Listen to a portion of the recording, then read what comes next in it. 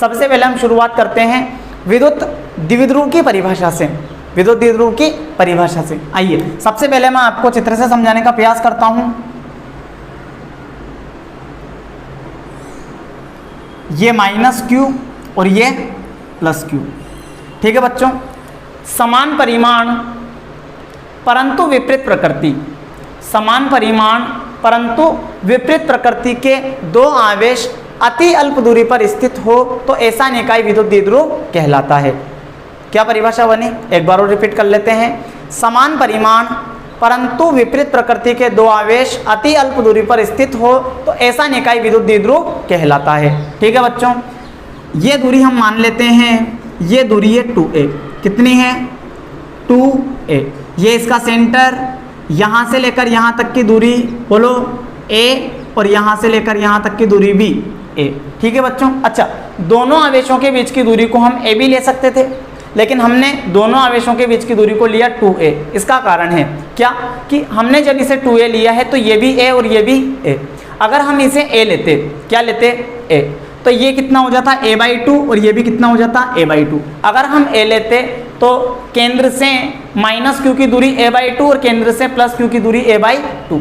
तो फिर बच्चों जब हम अक्ष और निरक्ष पर विद्युत क्षेत्र की तीव्रता के व्यंजक प्राप्त करेंगे तो वहां कैलकुलेशन में हमें थोड़ी बहुत प्रॉब्लम आएगी। अच्छा, कैलकुलेशन इजी वे में हो जावे, कैलकुलेशन में हमें ज़्यादा समस्या नहीं आवे, कैलकुलेशन हम आसानी से कर ले, इसलिए हम इसे क्या लेते हैं 2a, ताकि ये भी a रहे और ये भी a रहे। ठीक बच्चों, अच्छा विद्युत द्विध्रुव में दो रेखाओं के बारे में आपको जानकारी होनी चाहिए। -q और +q दोनों आवेशों को मिलाने वाली रेखा, दोनों आवेशों को मिलाने वाली रेखा, इस रेखा को बोला जाता है द्विध्रुव की अक्ष। क्या बोला जाता है, द्विध्रुव की अक्ष। ठीक है बच्चों, और केंद्र से गुजरने वाली लंब अर्धक रेखा, केंद्र से गुजरने वाली लंब अर्धक रेखा, केंद्र से गुजरने वाली लंब अर्धक रेखा, इसे बोला जाता है निरक्ष। ठीक है ना बच्चों, ठीक। अच्छा अब हम बात कर लेते हैं विद्युत द्विध्रुव आघूर्ण की।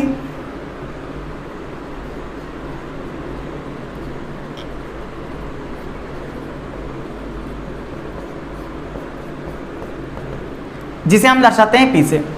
ठीक बच्चों, अच्छा विद्युत द्विध्रुव आघूर्ण, विद्युत द्विध्रुव आघूर्ण, विद्युत द्विध्रुव आघूर्ण क्या होता है, विद्युत द्विध्रुव के किसी एक आवेश का परिमाण तथा विद्युत द्विध्रुव के दोनों आवेशों के बीच की दूरी के गुणनफल को विद्युत द्विध्रुव आघूर्ण कहते हैं। मतलब हम लिख सकते हैं बच्चों, इस द्विध्रुव के एक आवेश का परिमाण यानी q इंटू दोनों आवेशों के बीच की दूरी मतलब 2a।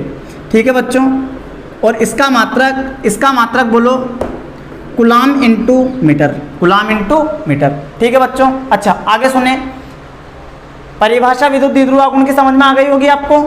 क्या है, विद्युत द्विध्रुव के एक आवेश का परिमाण तथा विद्युत द्विध्रुव के दोनों आवेशों के बीच की दूरी का गुणनफल विद्युत द्विध्रुव आघूर्ण कहलाता है। अच्छा विद्युत द्विध्रुव आघूर्ण की दिशा, दिशा क्या होती है, दिशा बोलो, विद्युत द्विध्रुव आघूर्ण की दिशा होती है -q से +q की ओर, -q से +q की ओर। ये हम लेते हैं फिजिक्स में, ये डायरेक्शन हम लेते हैं फिजिक्स में। ठीक है बच्चों, केमिस्ट्री में +q से -q डायरेक्शन लेते हैं। ठीक है, वो उनकी कहानी है, वो जाने, हमें उससे क्या मतलब, हमें तो सिर्फ यह ध्यान रखना है, हमें फिजिक्स में विद्युत द्विध्रुव आघूर्ण की दिशा क्या याद रखनी है, -q से +q की ओर। ठीक है बच्चों, अच्छा मात्रक की यदि हम बात करें, मात्रक क्या होता है, मात्रक तो मात्रक पहला SI मात्रक, कौन सा मात्रक, SI मात्रक तो यहाँ लिखा हुआ है, क्या है, coulomb into metre, coulomb into metre. अच्छा दूसरा बोलो फटाफट, CGS मात्रक, CGS मात्रक बच्चों, CGS मात्रक है dY, क्या है, dY। ठीक है, अच्छा विमीय सूत्र की बात करें तो विमीय सूत्र क्या होगा, विमीय सूत्र बोलो बोलो, आवेश का विमीय सूत्र क्या होता है, A1T1 इंटू L1, तो इसका विमीय सूत्र होगा बच्चों, इसे हम लिख सकते हैं और करके M0 L1 T0 A1T1। ठीक है, अच्छा ये राशि सदिश है या अदिश, कौन सी राशि है, सदिश। कौन सी है, सदिश, जिसकी डायरेक्शन होती है माइनस क्यू से प्लस क्यू की ओर। ठीक है बच्चों। अच्छा, इसका एसआई मात्रक तो कूलाम इंटू मीटर और सीजीएस मात्रक है डीवाई। ठीक है, अब क्या हम एसआई मात्रक और सीजीएस मात्रक में संबंध प्राप्त कर सकते हैं क्या? एसआई मात्रक और सीजीएस मात्रक में संबंध प्राप्त कर सकते हैं क्या? हाँ, आइए देखो। ठीक है बच्चों, देखो, समान परिमाण 10 की घात -10 फ्रैंकलिन तथा विपरीत प्रकृति के दो बिंदु आवेश 1 एंगस्ट्रॉम दूरी पर स्थित हो तो इनका द्विध्रुव आघूर्ण, इस निकाय का द्विध्रुव आघूर्ण 1 डीवाई के बराबर होता है। ठीक है बच्चों, तो हम ज्ञात कर सकते हैं 1 डीवाई बराबर क्या होगा? बोलो, आवेश कितना? 10 की घात -10 फ्रैंकलिन इंटू दूरी कितनी? एंगस्ट्रॉम, मतलब 1 एंगस्ट्रॉम में 10 की घात -8 सेंटीमीटर होते हैं, तो यहाँ हम लिखेंगे 10 की घात -8 सेंटीमीटर। अच्छा, ऐसा हमने क्यों किया? क्योंकि फ्रैंकलिन सीजीएस पद्धति का है, तो एंगस्ट्रॉम को भी हम सीजीएस पद्धति में ही रखेंगे। ठीक, तो हमारे पास 1 डीवाई बराबर क्या होगा? बोलो फटाफट। 1 डीवाई बराबर होगा 10 की घात -18 Franklin into semi, Franklin into semi. अच्छा, 1 डीवाई में कितने कूलाम इंटू मीटर होते हैं, ये भी हम ज्ञात कर सकते हैं। इसके लिए आप क्या करोगे? इन्हें बदल दोगे किसमें? सीजीएस पद्धति में, सॉरी, इन्हें बदल दोगे आप एमकेएस पद्धति में या एसआई पद्धति में। तो 1 डीवाई बराबर क्या होगा? 1 डीवाई बराबर होगा बच्चों 10 की घात -18 इंटू 1 फ्रैंकलिन में कितने गुलाम होते हैं? बोलो, एक फ्रैंकलिन बराबर होता है 1/3 इंटू 10 की घात 9 कूलाम। ठीक है, तो बोलो क्या होगा? 1/3 इंटू 10 की घात 9 कूलाम इंटू सेंटीमीटर। 1 सेमी बराबर होता है 10 की घात -2 मीटर। ठीक है, तो यहाँ हम लिख देंगे 10 की घात -2 मीटर। ठीक है बच्चों, तो 1 डीवाई बराबर क्या होगा? 1 डीवाई बराबर होगा 10 की घात -20 -9 इंटू 1/3। ठीक है, तो यहाँ से 1 डीवाई बराबर होगा 0.33 इंटू 10 की घात -29 कूलाम इंटू मीटर। तो यहाँ से इसे थोड़ा और सॉल्व कर लें तो 1 डीवाई बराबर होगा 3.33 इंटू 10 की घात -30 कूलाम इंटू मीटर। ठीक है बच्चों, आ गई होगी अब तो आपके बात समझ में। ठीक, ये काफ़ी इम्पोर्टेंट रिलेशन है। ठीक, ये कहानी सीजीएस की है और ये कहानी एमकेएस की, इन दोनों में रिलेशन ये होता है। ठीक है बच्चों, विद्युत द्विध्रुव की अक्ष पर विद्युत क्षेत्र की तीव्रता की गणना कर लेते हैं। विद्युत द्विध्रुव क्या होता है?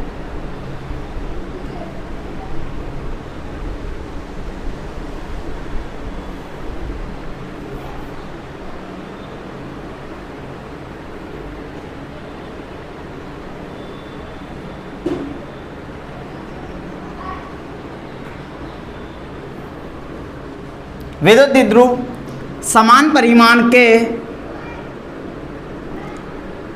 तथा विपरीत प्रकृति के दो आवेश अति अल्प दूरी पर स्थित हो तो आवेशों का ऐसा निकाय विद्युत द्विध्रुव कहलाता है। ठीक बच्चों, और ये द्विध्रुव का केंद्र है, यहाँ से यहाँ तक की दूरी ए। ठीक है बच्चों, और यहाँ से यहाँ तक की दूरी भी ए। ठीक, अच्छा, विद्युत द्विध्रुव की हम अक्ष किसे कहेंगे? तो बच्चों, विद्युत द्विध्रुव के दोनों आवेशों को मिलाने वाली रेखा, इस रेखा को हम क्या बोलते हैं? विद्युत द्विध्रुव की अक्ष, विद्युत द्विध्रुव की अक्ष। ठीक है बच्चों, हमें इस रेखा पर स्थित किसी बिंदु पर विद्युत क्षेत्र की तीव्रता की गणना करनी है। इसके लिए मान लेते हैं कि इस बिंदु पर हमें विद्युत क्षेत्र की तीव्रता की गणना करनी है। इस बिंदु को मान लेते हैं सी। ठीक है बच्चों, अब यहाँ से इस विद्युत द्विध्रुव के केंद्र से इस बिंदु सी की दूरी को हमने माना कि ये दूरी है स्मॉल आर। क्या मान लिया? Small R. ठीक है बच्चों, अब अगर आपसे कहा जाए कि बच्चों माइनस क्यू के कारण बिंदु सी पर, माइनस क्यू के कारण बिंदु सी पर विद्युत क्षेत्र की तीव्रता की दिशा क्या होगी। तो हम जानते हैं कि माइनस क्यू के कारण विद्युत क्षेत्र आवेश की ओर होता है, मतलब विद्युत क्षेत्र इस डायरेक्शन में होगा, इस डायरेक्शन में होगा E माइनस क्यू सदिश, ठीक। और बच्चों प्लस क्यू के कारण अगर यहाँ तीव्रता पूछे तो हम जानते हैं धनावेश के कारण किसी बिंदु पर विद्युत क्षेत्र की तीव्रता आवेश से दूर होती है, आवेश से दूर मतलब इस डायरेक्शन में, मतलब बच्चों इस डायरेक्शन में विद्युत क्षेत्र की तीव्रता होगी E प्लस क्यू सदिश, ठीक। अब हमें चूंकि जब हम माइनस क्यू के कारण बिंदु सी पर तीव्रता ज्ञात करेंगे तो हमें माइनस क्यू से लेकर बिंदु सी तक की दूरी की ज़रूरत पड़ेगी। तो बच्चों ये दूरी क्या है, ये दूरी क्या है बोलो, ये दूरी है r प्लस ए, ठीक है बच्चों। और जब हम प्लस क्यू के कारण यहाँ तीव्रता ज्ञात करेंगे तो हमें यहाँ से लेकर प्लस क्यू से लेकर बिंदु सी तक की दूरी की ज़रूरत पड़ेगी। और बच्चों ये दूरी है r माइनस ए, इस पूरे r में से इस a को घटा दे तो हमारे पास ये दूरी आ जाएगी, मतलब ये दूरी क्या हो जाएगी r माइनस ए, ठीक है बच्चों। अच्छा अगर इसकी थ्योरी की हम बात करें तो थ्योरी हम कैसे लिखेंगे कि ये कोई द्विध्रुव है जिसके दोनों आवेशों के बीच की दूरी 2a है, इसके केंद्र से अक्ष पर स्थित किसी बिंदु C पर हमें विद्युत क्षेत्र की तीव्रता की गणना करनी है। इसके लिए केंद्र से स्मॉल r दूरी पर कोई बिंदु C लेते हैं। बिंदु C पर माइनस क्यू के कारण तीव्रता E माइनस क्यू सदिश है और प्लस क्यू के कारण तीव्रता E प्लस क्यू सदिश है। माइनस क्यू से बिंदु C की दूरी r प्लस ए है और प्लस क्यू से बिंदु C की दूरी r माइनस ए है, ठीक बच्चों। अब यहाँ पर चूंकि E माइनस क्यू और E प्लस क्यू के लिए हमें बताना पड़ेगा कि ये किस डायरेक्शन में है, इसलिए हम एक एकांक सदिश लेते हैं विद्युत द्विध्रुव आघूर्ण की दिशा में। एकांक सदिश लेते हैं बच्चों, विद्युत द्विध्रुव आघूर्ण की दिशा होती है माइनस क्यू से प्लस क्यू की ओर, माइनस क्यू से प्लस क्यू की ओर यानी इस डायरेक्शन में। तो इस डायरेक्शन में विद्युत द्विध्रुव आघूर्ण की दिशा में हम एकांक सदिश लेते हैं पी कैप। अब बच्चों E प्लस क्यू विद्युत द्विध्रुव आघूर्ण की दिशा में एकांक सदिश की दिशा में है और E माइनस क्यू सदिश पी कैप के विपरीत दिशा में है, ठीक बच्चों। अब हम बात करते हैं प्लस क्यू के कारण बिंदु सी पर तीव्रता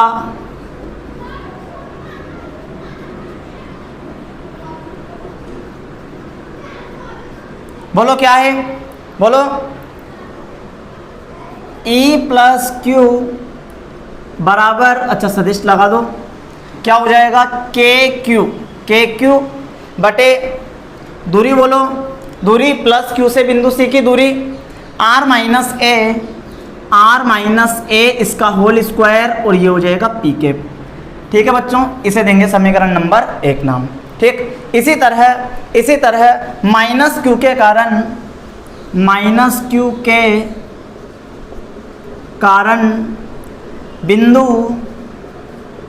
बिंदु सी पर तीव्रता बोलो क्या होगी, E माइनस क्यू सदिश बराबर होगा के क्यू बटे, बोलो यहाँ से यहाँ तक की दूरी क्या हो जाएगी r प्लस ए इसका होल स्क्वायर, बोलो माइनस पी कैप, चूंकि ये पी कैप के विपरीत दिशा में है, ठीक है। तो माइनस पी कैप, क्या मैं इसी को ऐसा लिख सकता हूँ क्या, बोलो फटाफट, ऐसा लिख सकता हूँ क्या, E माइनस क्यू सदिश बराबर होगा, बोलो माइनस के क्यू बटे r प्लस ए इसका होल स्क्वायर और ये पी कैप, ठीक है बच्चों। इसे नाम देंगे समीकरण 2। अब बच्चों बिंदु सी पर परिणामी तीव्रता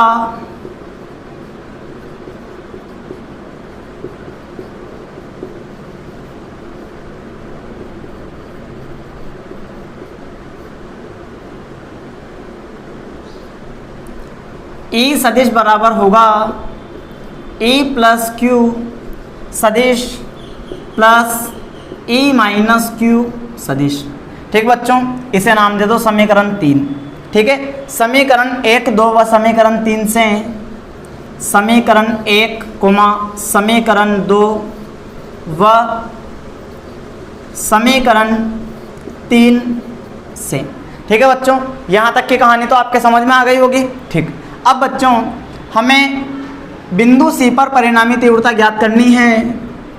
बिंदु सी पर परिणामी तीव्रता ई ज्ञात करनी है।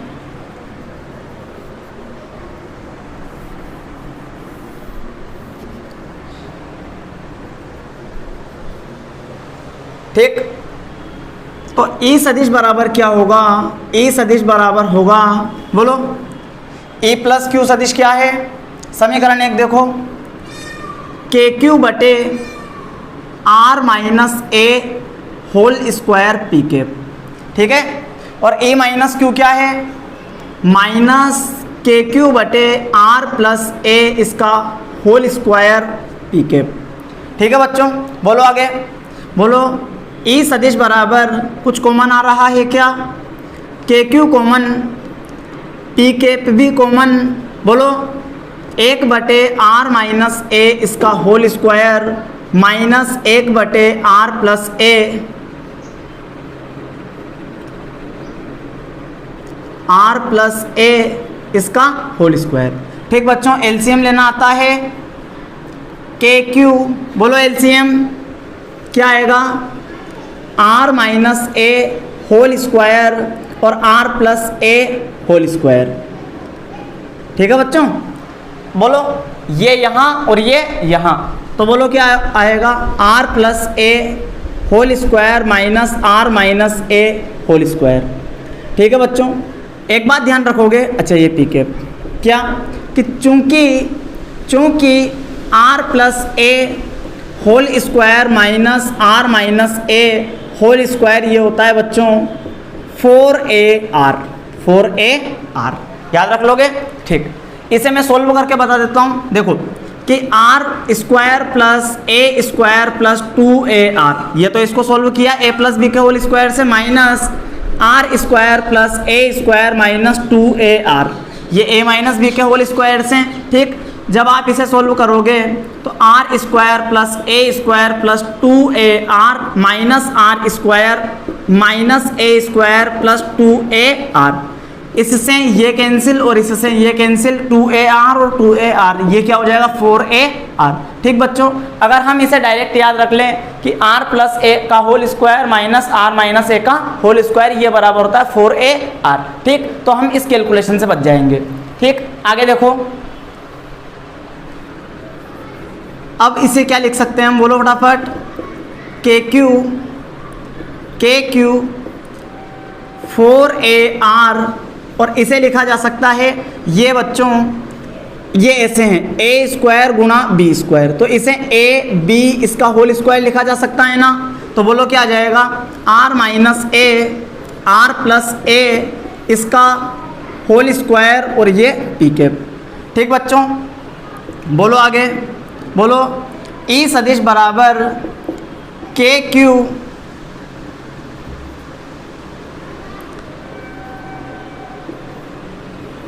फोर AR बटे ए प्लस बी और ए माइनस बी, यानी ए स्क्वायर माइनस बी स्क्वायर, इसका होल स्क्वायर और ये पी के।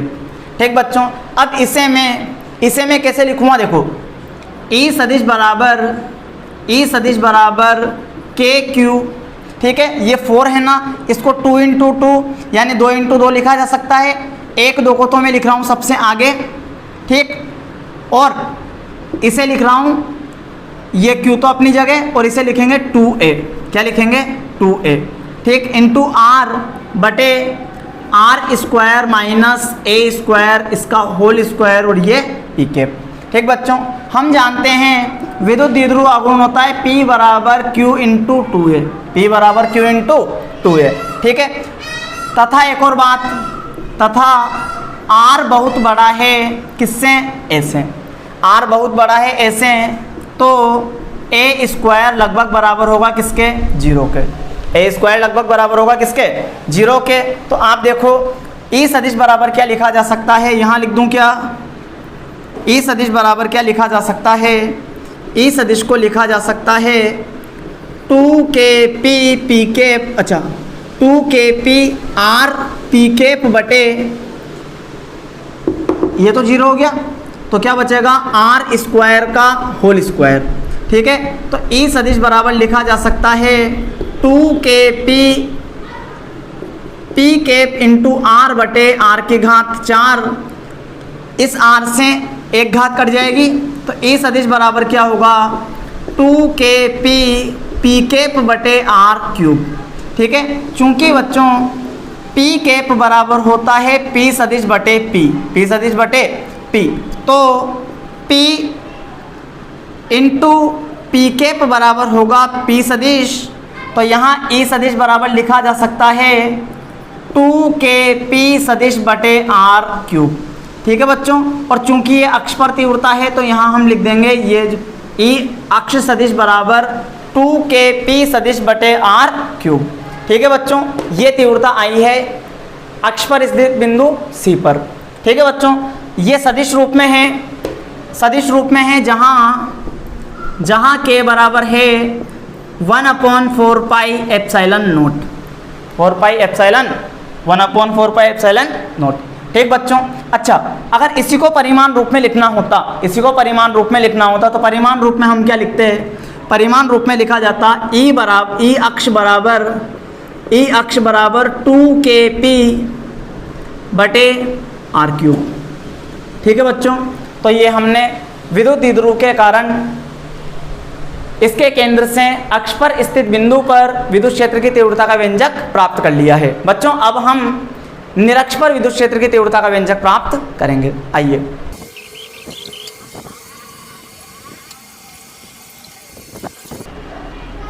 तो बच्चों अब हम विद्युत द्विध्रुव के कारण इसकी निरक्ष पर स्थित बिंदु पर विद्युत क्षेत्र की तीव्रता का व्यंजक प्राप्त करेंगे। आइए, सबसे पहले हम विद्युत द्विध्रुव बना लेते हैं। ये बिंदु A, ये बिंदु B, ठीक है, और यहाँ रखा हुआ है -q आवेश, यहाँ रखा हुआ है +q आवेश। ठीक बच्चों, इन दोनों आवेशों के बीच की दूरी ये हमने मानी 2a, क्या माना 2a, इसे हमने माना 2a। ठीक है ना। अच्छा, ये इसका सेंटर, मान लो कि ये सेंटर है, तो यहाँ से इस सेंटर O से यहाँ तक की दूरी +q तक की दूरी a, और सेंटर से -q तक की दूरी ये भी कितनी है a। ठीक बच्चों, अच्छा निरक्ष क्या होती है, निरक्ष होती है बच्चों विद्युत द्विध्रुव के केंद्र से गुजरने वाली लंब अर्धक रेखा को हम क्या बोलते हैं, निरक्ष। ठीक है बच्चों, ये जो लाइन है इस लाइन को हम क्या बोलेंगे, निरक्ष। अच्छा, ये लंबवत बनानी है बिल्कुल।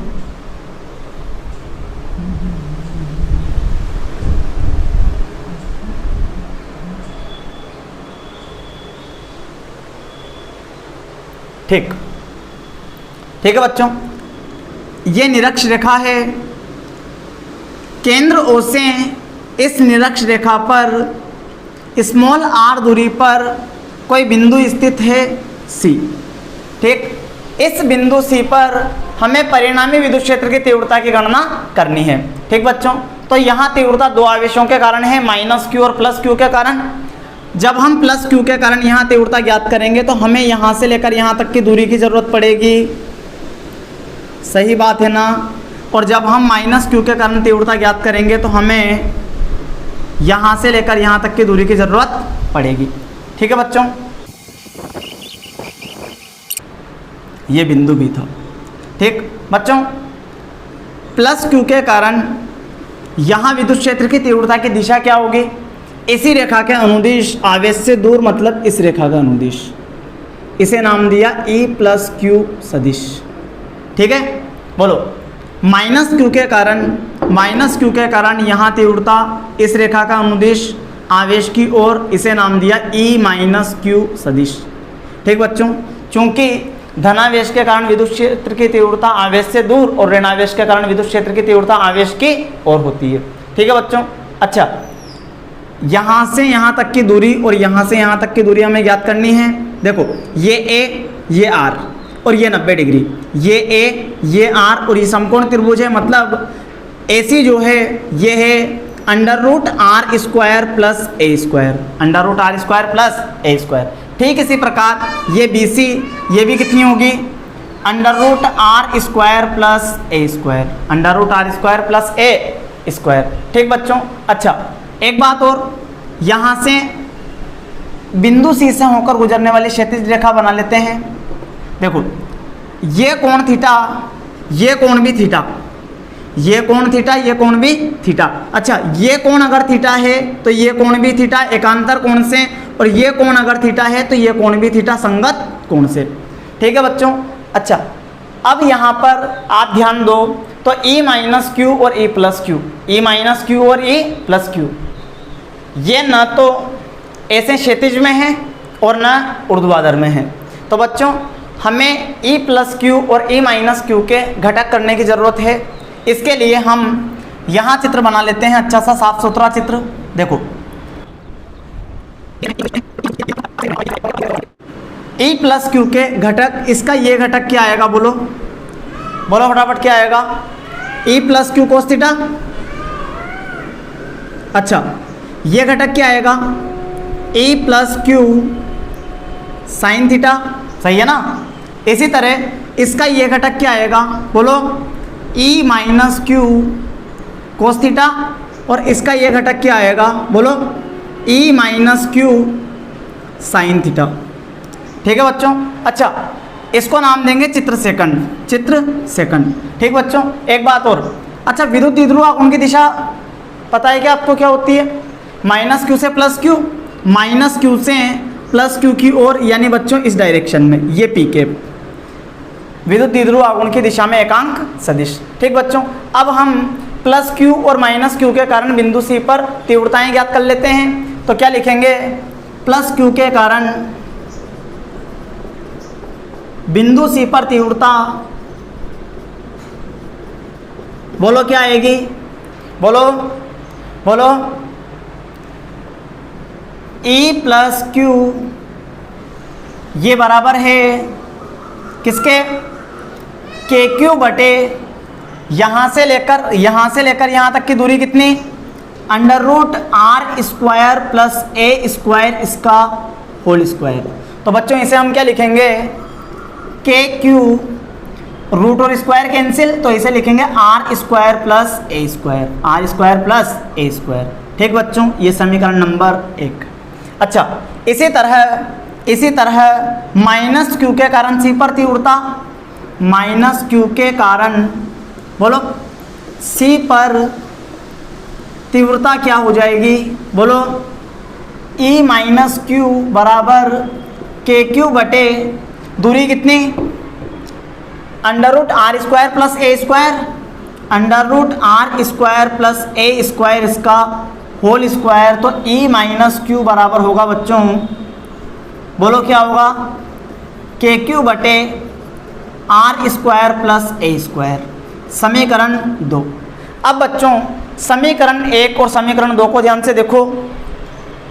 तो E plus Q E minus Q के बराबर है, E plus Q E minus Q के बराबर है। चूंकि समीकरण 1 व समीकरण 2 से, बोलो, E प्लस क्यू बराबर है E माइनस क्यू के, E प्लस क्यू बराबर है E माइनस क्यू के। तो बच्चों आप ध्यान दो, E प्लस क्यू और E माइनस क्यू बराबर, E प्लस क्यू और E माइनस क्यू बराबर साइन थीटा के बराबर। तो क्या बच्चों ये दोनों भी आपस में बराबर हैं क्या, तो बच्चों E plus Q sine theta बराबर है E minus Q sine theta के, E plus Q sine theta बराबर है E minus Q sine theta के। और इसी तरह बच्चों ई प्लस क्यू कोस थीटा बराबर है ई माइनस क्यू कोस थीटा के। ये दो बातें आपको ध्यान रखनी है, ठीक है बच्चों।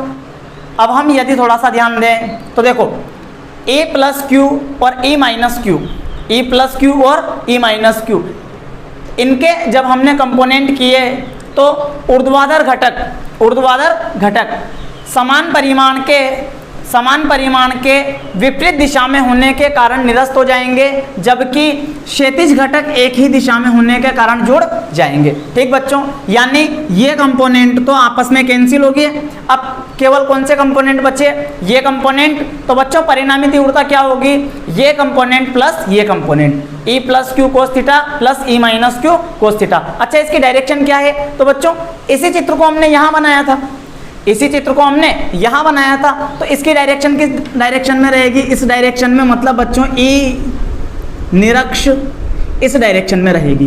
ठीक है बच्चों। अच्छा, एक बात और देखो, बिंदु सी पर परिणामी तीव्रता, बिंदु सी पर परिणामी तीव्रता बोलो क्या आएगी? बोलो फटाफट। ई निरक्ष सदिश बराबर, बोलो क्या होगा? E plus q cos theta plus e minus q cos theta. Direction बोलो, पी कैप इधर और माइनस पी कैप इधर और ई निरक्ष इधर, तो दोनों एक दूसरे के ऑपोजिट डायरेक्शन में हैं, तो यहाँ क्या लिखेंगे? Minus P cap. ठीक है बच्चों। अच्छा, इस माइनस को सबसे आगे लिखा जा सकता है क्या? लिख सकते हैं। एक और बात यहाँ पे ध्यान दें, ये दोनों आपस में बराबर है, तो इसे क्या लिखा जा सकता है? ई निरक्ष ये सदिश बराबर होगा माइनस ये सबसे आगे, और इसे लिखा जा सकता है 2e plus q cos theta. ठीक है बच्चों, और ये पी कैप। अच्छा, अब यहाँ से e प्लस क्यू की वैल्यू तो हमें पता है समीकरण 1 से, चूंकि e प्लस क्यू बराबर है के क्यू बटे are square plus A square, comma क्या हम कोस थीटा निकाल सकते हैं क्या त्रिभुज से? त्रिभुज AOC से कोस थीटा बराबर, बोलो कोस थीटा बराबर आधार बटे कर्ण। अच्छा, आधार देखो 90 डिग्री और थीटा, यानी ये आधार और 90 डिग्री के सामने ये कर्ण। ठीक है ना बच्चों? तो क्या लिखेंगे? कोस थीटा बराबर a बटे under root R square plus ए स्क्वायर। ये दोनों मान यहाँ रख दें क्या? रखो मान। ई निरक्ष सदिश बराबर होगा माइनस 2kq बटे are square plus A square into a बटे are square plus A square की पावर हाफ, क्योंकि रूट को पावर हाफ लिख सकते हैं, और ये पी कैप। ठीक है। अब बच्चों इसे मैं कैसे लिख रहा हूँ देखना आप ध्यान से। ई निरक्ष सदिश ये बराबर होगा माइनस के क्यू इंटू 2a, इस 2 को a के साथ लिख दिया, पी कैप बटे are square plus A square की पावर 1 और आधा, कितना? 1.5, मतलब 3/2। ठीक है बच्चों। अब यहाँ यदि हम ध्यान दें तो चूंकि q इंटू 2a बराबर है किसके? p के। q इंटू 2a बराबर किसके? p के। अच्छा, एक बात और, चूंकि तथा a r बहुत बड़ा है किससे? a से, तो a स्क्वायर लगभग बराबर कितना? 0। a स्क्वायर लगभग बराबर कितना? 0। तो यहाँ से बच्चों बोलो फटाफट क्या आएगा? ई निरक्ष सदिश बराबर होगा माइनस के पी कैप बटे ये कितना? आर स्क्वायर की पावर 3/2, आर स्क्वायर की पावर 3/2। बच्चों यहाँ से चूंकि बोलो p इंटू पी कैप ये बराबर होता है किसके? p सदिश के, और 2 से ये कैंसिल, तो ई निरक्ष क्या आएगा? ई निरक्ष सदिश बराबर आएगा माइनस के पी सदिश बटे आर क्यूब। ठीक बच्चों, ये किस रूप में फॉर्मूला है? किस रूप में है? सदिश रूप में। अच्छा, परिमाण रूप में अगर लिखना चाहो तो परिमाण रूप में क्या लिखोगे, बोलो, ई निरक्ष बराबर KP/R³, KP/R³। ठीक बच्चों, ये हमने विद्युत द्विध्रुव के कारण इसकी निरक्ष पर स्थित बिंदु पर विद्युत क्षेत्र की तीव्रता का व्यंजक प्राप्त किया है। अब हम ई अक्ष और ई निरक्ष में संबंध प्राप्त कर लेते हैं, ई अक्ष और ई निरक्ष में संबंध प्राप्त कर लेते हैं। आइए,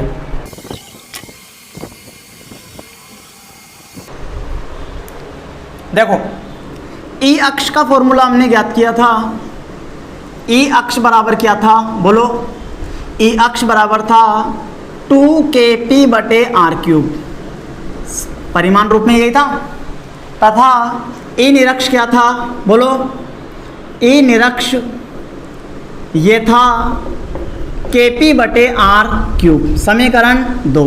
बच्चों, समीकरण 1 व समीकरण 2 से, 1 व समीकरण 2 से, बोलो, समीकरण 1 और समीकरण 2 से यदि हम ध्यान दें तो क्या मैं KP/R³ की जगह ई निरक्ष लिख सकता हूँ? तो हमारे पास अब क्या हो जाएगा, ई अक्ष बराबर हो जाएगा 2 × ई निरक्ष। ठीक है बच्चों, इसका मतलब क्या हुआ, अक्ष पर विद्युत क्षेत्र की तीव्रता निरक्ष पर विद्युत क्षेत्र की तीव्रता की 2 गुनी होती है। ठीक बच्चों, अच्छा, एक बात और, क्या मैं इसे ऐसा लिख सकता हूँ क्या, ई निरक्ष बराबर ई अक्ष बटे 2। ठीक है, मतलब निरक्ष पर विद्युत क्षेत्र की तीव्रता अक्ष पर विद्युत क्षेत्र की तीव्रता की आधी होती है। ठीक है बच्चों, अच्छा, ये एक विद्युत द्विध्रुव है, विद्युत द्विध्रुव याद आ गया होगा।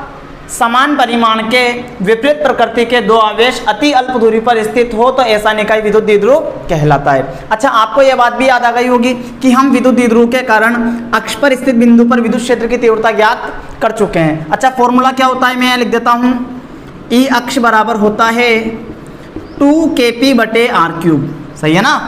और निरक्ष पर भी हम विद्युत क्षेत्र की तीव्रता की गणना कर चुके हैं। बोलो, ई निरक्ष बराबर क्या होता है, ई निरक्ष बराबर होता है KP/R³, KP/R³। ठीक है बच्चों, अच्छा, अब हम एक ऐसे बिंदु P पर विद्युत क्षेत्र की परिणामी तीव्रता की गणना करना चाहते हैं जो न तो अक्ष पर है और न निरक्ष पर है। ठीक बच्चों, इसके लिए हमने केंद्र O से स्मॉल r दूरी पर कोई बिंदु P लिया है जिसके निर्देशांक है r, θ। अच्छा, इसका मतलब ये है बच्चों कि ये बिंदु P केंद्र से स्मॉल r दूरी पर है और इस बिंदु P का स्थिति सदिश अक्ष के साथ थीटा कोण बना रहा है। ठीक है बच्चों, अच्छा, हम व्यापक रूप में विद्युत क्षेत्र की तीव्रता का फॉर्मूला ज्ञात कर लेते हैं। अगर सोचो हम थीटा बराबर 0 रखेंगे, थीटा बराबर कितना रखेंगे, 0, तो कहानी किसके लिए हो जाएगी, अक्ष के लिए। और थीटा बराबर हम यदि 90 डिग्री रखेंगे तो कहानी किसके लिए हो जाएगी, निरक्ष के लिए। ठीक है बच्चों, अच्छा, करते हैं लेक्चर को शुरू। सुनो, मैं अगर आपसे पूछूं कि भैया विद्युत द्विध्रुव आघूर्ण की दिशा क्या होती है, तो विद्युत द्विध्रुव आघूर्ण की दिशा आप जानते होंगे। बोलो, क्या होती है, -q से +q, -q से +q, यानी इस डायरेक्शन में P सदिश होता है। बोलो, होता है कि नहीं होता, होता है। अच्छा, इस P के मुझे कंपोनेंट करने हैं, P के मुझे कंपोनेंट करने हैं, तो इसके लिए इस R सदिश के लंबवत ये लाइन बना लेते हैं। ये 90 डिग्री का कोण है, ध्यान दें। ठीक, अब देखो P के 2 कंपोनेंट करने हैं, इसका ये कंपोनेंट क्या आएगा, बोलो, P cos थीटा, क्या आएगा, P cos थीटा, और ये कंपोनेंट क्या आएगा, P sin थीटा।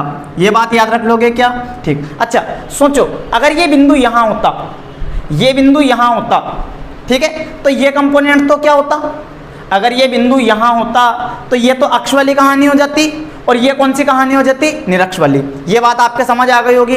ये बिंदु अगर यहाँ होता तो ये तो अक्ष वाली कहानी होती और ये निरक्ष वाली कहानी होती। अब इसी चीज को मैं यहाँ बना देता हूँ। अच्छा, यहाँ पे इस रेखा के अनुदिश जो विद्युत क्षेत्र की तीव्रता होगी, जो विद्युत क्षेत्र की तीव्रता होगी, इसे मान लेते हैं ER। ER मतलब E रेडियल, ठीक है। अच्छा, एक इसके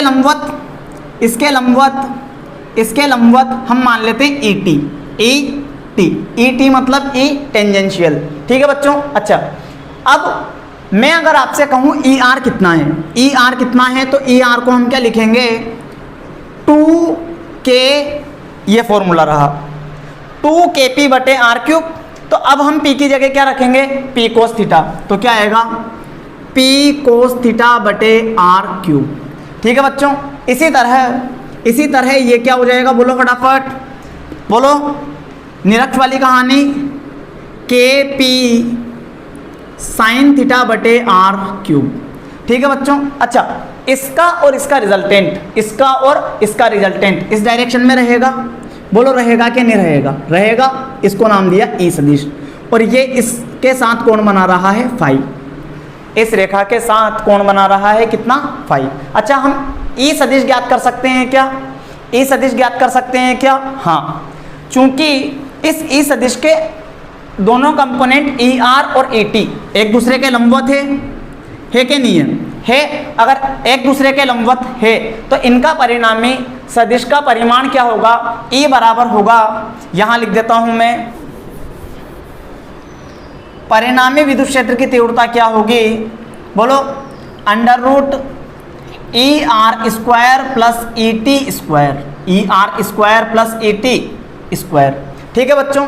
अब देखो, ई आर और ई टी की वैल्यू रख दें क्या, ई बराबर अब क्या हो जाएगा, बोलो, अंडर रूट, बोलो फटाफट, ई आर कितना, 2kp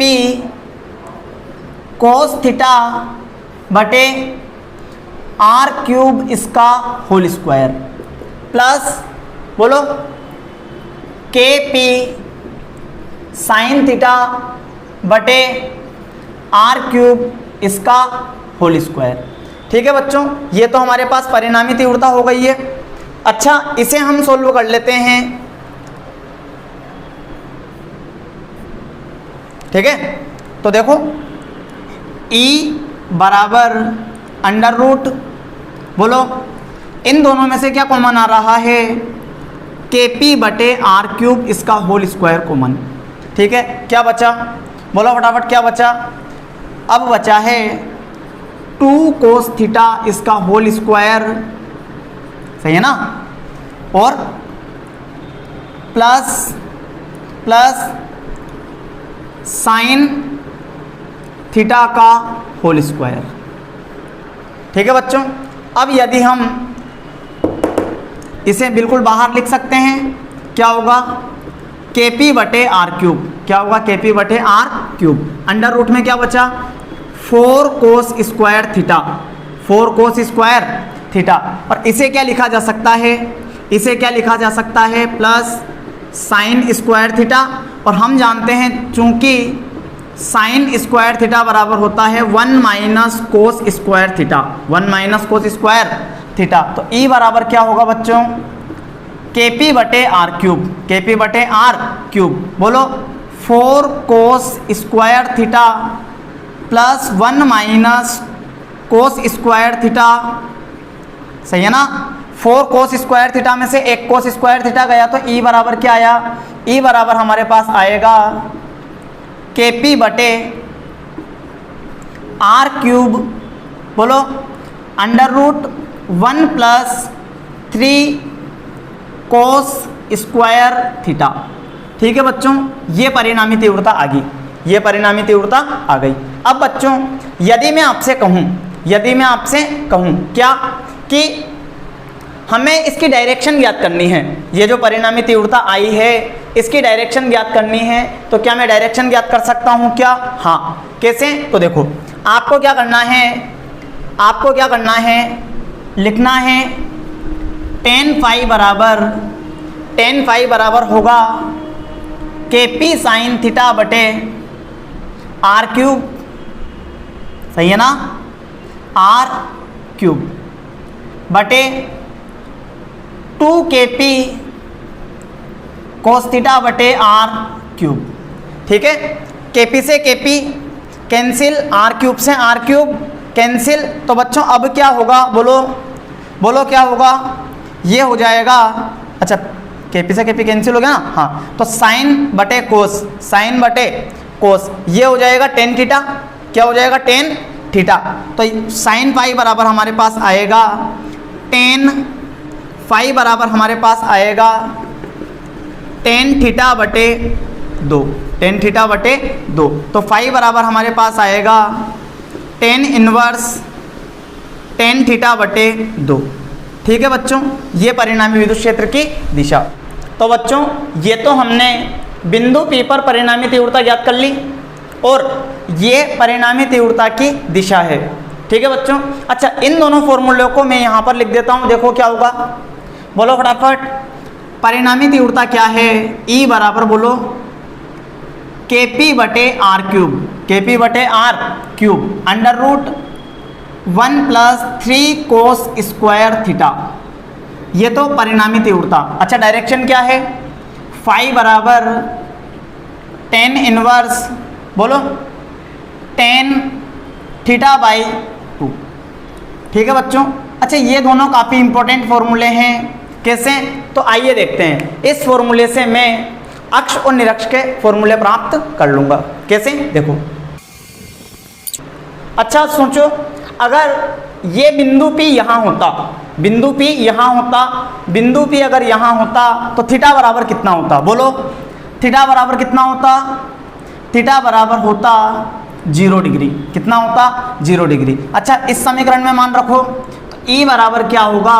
बोलो KP बटे R cube under root 1 + 3 cos square 0 degree, cos square 0 degree. अच्छा, इसको मैं ऐसा लिख सकता हूँ कोस 0 डिग्री का होल स्क्वायर।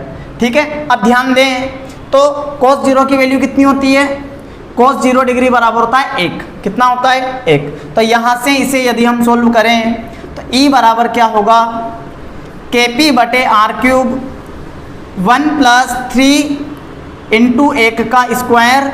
तो यहाँ से E बराबर हमारे पास हो जाएगा KP बटे आर क्यूब अंडर रूट 1 + 3 कितना हो जाएगा?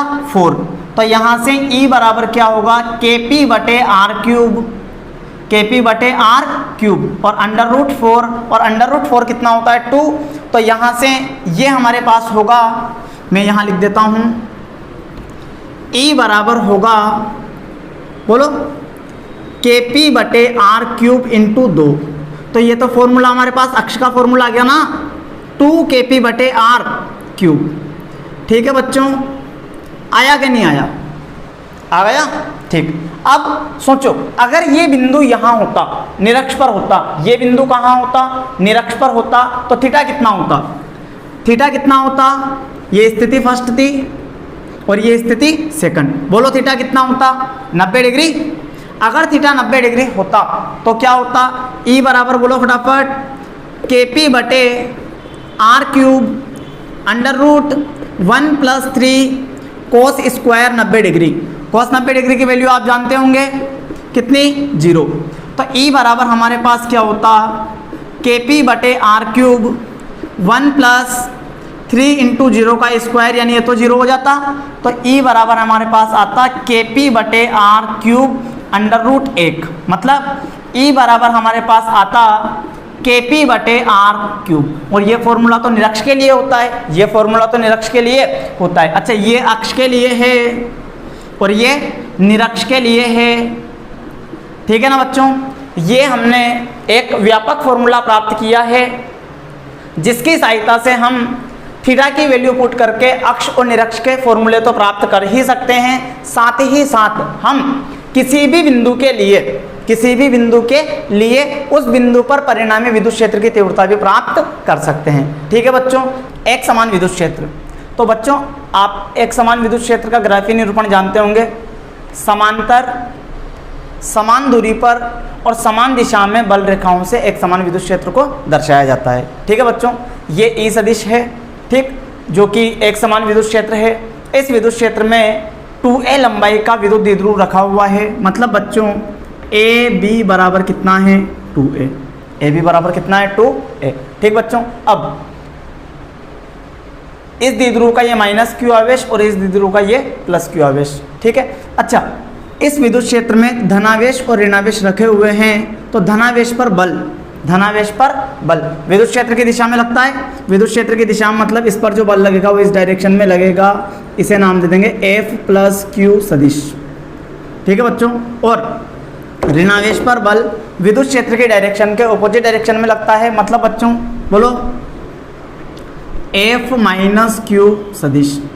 ठीक है। अच्छा एक बात और बच्चों, ये F प्लस क्यू सदिश कितना है? प्लस क्यू ई सदिश। कितना है? प्लस क्यू ई सदिश। और ये कितना है? इसे मैं लिख देता हूँ, ये है माइनस क्यू ई सदिश। ठीक है। अच्छा विद्युत द्विध्रुव आघूर्ण की दिशा तो आप जानते होंगे। विद्युत द्विध्रुव आघूर्ण की दिशा क्या होती है? बोलो माइनस क्यू से प्लस क्यू की ओर, माइनस क्यू से प्लस क्यू की ओर, यानी ऐसे ये इस डायरेक्शन में रहेगा विद्युत द्विध्रुव आघूर्ण P सदिश। ठीक है बच्चों। अच्छा E सदिश और P सदिश के बीच में कोण कितना है? थीटा। E सदिश और P सदिश के बीच में कोण कितना है? थीटा। अच्छा अगर ये थीटा है तो ये भी थीटा, ये थीटा तो ये भी थीटा। कैसे? संगत कोण से। ठीक बच्चों। अब हम इस द्विध्रुव पर परिणामी बल की गणना कर लेते हैं। क्या लिखोगे? द्विध्रुव पर परिणामी बल। ठीक है। द्विध्रुव पर परिणामी बल की गणना, तो परिणामी बल क्या रहेगा?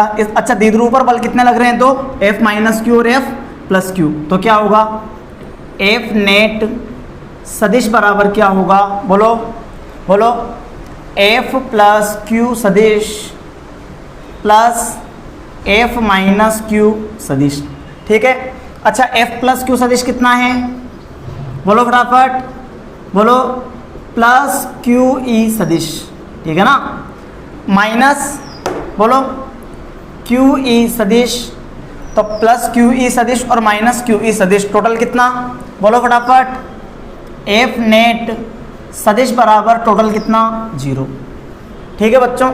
मतलब एक समान विद्युत क्षेत्र में द्विध्रुव पर परिणामी बल कितना लगेगा? 0।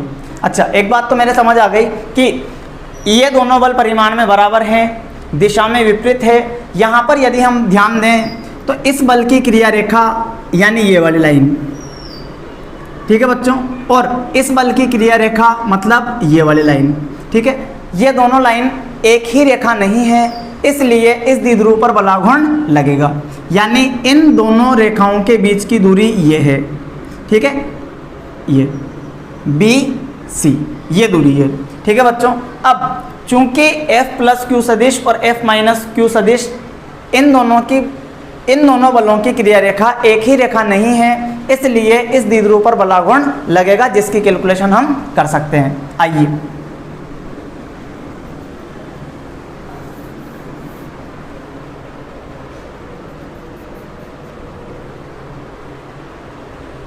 देखो, द्विध्रुव पर बलाघूर्ण, बोलो क्या होगा? बलाघूर्ण का फॉर्मूला क्या होता है?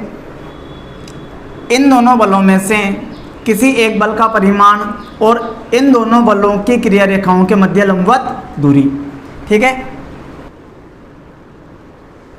टो बराबर होगा इन दोनों बलों में से किसी एक बल का परिमाण यानी F प्लस क्यू इंटू बलों की क्रिया रेखाओं के मध्य लंबवत दूरी, मतलब BC।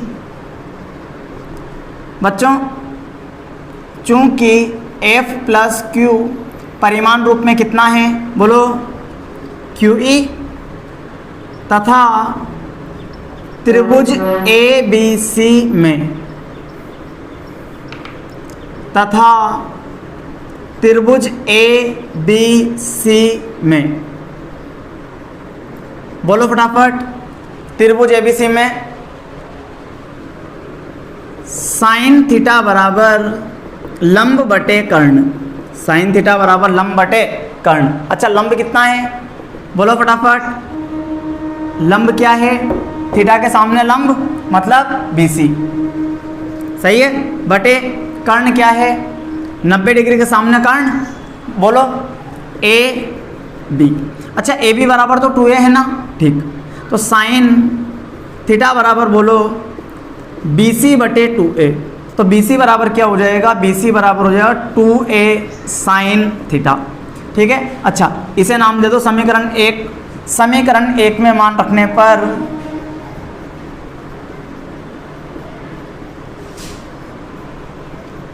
रखो मान, तो टो बराबर क्या आ जाएगा, टो बराबर रहेगा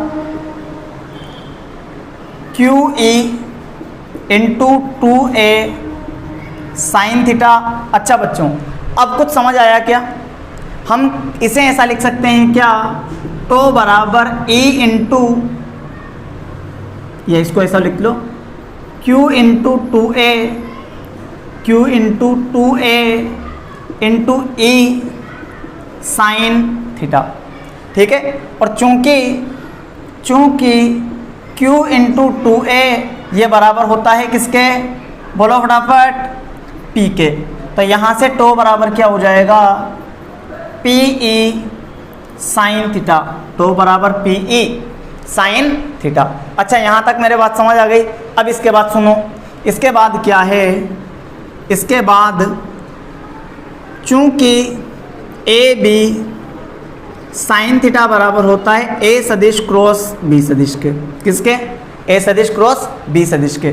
तो PE साइन थीटा को लिख सकते हैं क्या, क्या लिखेंगे, PE साइन थीटा बराबर होगा किसके, P सदिश क्रॉस E सदिश के, और दो सदिशों के सदिश गुणा से प्राप्त राशि क्या होती है, सदिश। इसका मतलब ये टो कौन सी राशि है, सदिश। तो इसे लिखा जा सकता है बच्चों, टो सदिश बराबर P सदिश क्रॉस E सदिश, P सदिश क्रॉस E सदिश। ठीक है, आपको ये फॉर्मूला भी याद रखना है और ये फॉर्मूला भी याद रखना है। द्विध्रुव पर बला गुणन के दो फॉर्मूले हैं, एक तो है टो बराबर PE साइन थीटा और एक है टो सदिश बराबर P सदिश क्रॉस E सदिश। ठीक है बच्चों। अच्छा एक बात और, अगर विद्युत द्विध्रुव एक समान विद्युत क्षेत्र में रखा है, एक समान विद्युत क्षेत्र में रखा है, तो इस पर परिणामी बल तो कितना हुआ, शून्य। परिणामी बल तो कितना, शून्य। परंतु इन दोनों बलों की क्रिया रेखा एक ही रेखा नहीं है, इसलिए इस द्विध्रुव पर एक बलाघूर्ण लगेगा, जिसकी कैलकुलेशन हम टो बराबर बल इंटू बलों की क्रिया रेखाओं के मध्य लंबवत दूरी, इस फॉर्मूले से कर सकते हैं। बल इन दोनों बलों में से किसी एक बल का परिमाण F प्लस Q इंटू इन दोनों बलों की क्रिया रेखाओं के मध्य लंबवत दूरी BC। ये BC हमने F प्लस Q सदिश का मोड यानी F प्लस Q ये बराबर किसके, QE के, और BC की वैल्यू हमने त्रिभुज ABC से ज्ञात कर ली। तो BC बराबर क्या है, 2a साइन थीटा। हमने इस BC का मान और F प्लस Q का मान समीकरण 1 में रखा और इसे सोल्व किया, तो टो बराबर हमारे पास आया PE साइन थीटा। इस तरह से हमने बलागुण की गणना कर ली। इसके बाद इसी को सदिश रूप में हम लिख सकते हैं, टो सदिश बराबर P सदिश क्रॉस E सदिश। बच्चों अब हम इसके केस के बारे में बात कर लेते हैं। आइए, क्या था फॉर्मूला, यहाँ लिख देता हूँ मैं, टो बराबर PE साइन थीटा। ठीक है बच्चों, केस फर्स्ट, जब P सदिश व E सदिश एक ही दिशा में हो, अगर P सदिश और E सदिश एक ही दिशा में है तो क्या होगा बच्चों, बोलो फटाफट। ये तो अपना E सदिश, ये तो E सदिश और P सदिश भी इसी दिशा में हो, P सदिश भी इसी दिशा में हो। इसके लिए ज़रूरी है कि माइनस Q तो रहेगा यहाँ और प्लस Q रहेगा यहाँ, और माइनस Q से प्लस Q की ओर होती है विद्युत द्विध्रुव सदिश की दिशा, मतलब ये हो जाएगा P सदिश। इस तरह से P सदिश और E सदिश दोनों एक ही दिशा में आ जाएंगे। ठीक बच्चों, ये कंडीशन रहेगी। अच्छा इस स्थिति में थीटा कितना है, थीटा बराबर कितना, 0 डिग्री। तो टो बराबर क्या होगा, टो बराबर होगा, बोलो, PE साइन 0 डिग्री, और साइन 0 डिग्री की वैल्यू होती है 0, साइन 0 डिग्री की वैल्यू होती है 0। मतलब टो कितना होगा बच्चों, टो बोलो, टो होगा 0। ठीक है बच्चों, एक बात और यहाँ ध्यान रखोगे कि ये जो स्थिति है ये कहलाएगी स्थायी संतुलन की अवस्था, स्थायी संतुलन।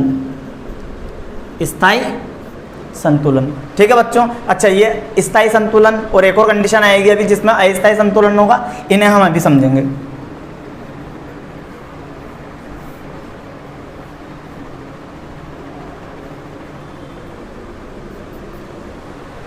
केस सेकंड जब P सदिश व E सदिश लंबवत हो। अगर बच्चों P सदिश और E सदिश लंबवत हैं तो कंडीशन क्या होने वाली है, इसका चित्र में यहाँ बना देता हूँ, देखो ध्यान से। ये इस तरह से तो रहेगा E सदिश, क्या रहेगा बोलो, E सदिश। ऐसा मान लो यहाँ है प्लस Q और यहाँ है माइनस Q। विद्युत द्विध्रुव आघूर्ण की दिशा बोलो माइनस Q से प्लस Q की ओर, माइनस Q से प्लस Q की ओर।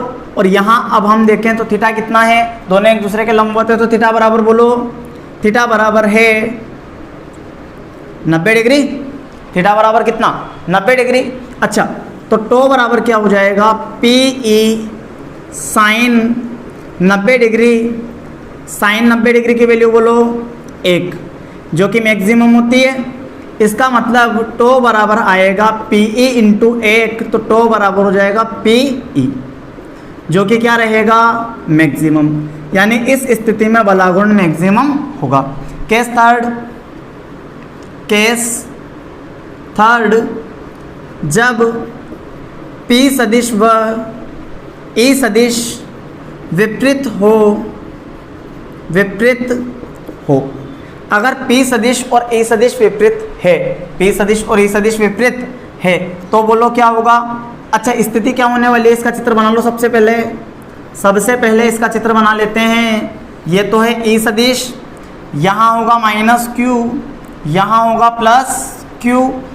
बोलो माइनस Q से प्लस Q की ओर, ये हो जाएगा P सदिश। दोनों एक दूसरे के ऑपोजिट है, मतलब थीटा बोलो फटाफट। थीटा कितना होगा, 180 डिग्री, 180 डिग्री। बोलो टो बराबर होगा PE साइन 180 डिग्री। और साइन 180 डिग्री की वैल्यू होती है, बोलो साइन 180 डिग्री की वैल्यू होती है कितनी 0। ठीक है, तो टो बराबर हमारे पास आएगा PE इंटू 0, मतलब टो बराबर कितना होगा, 0। ठीक है बच्चों। अच्छा, ये भी संतुलन है, लेकिन ये संतुलन है अस्थायी संतुलन। क्या है, अस्थायी संतुलन। ठीक है। अच्छा, अब मेरी बात को ध्यान से समझे।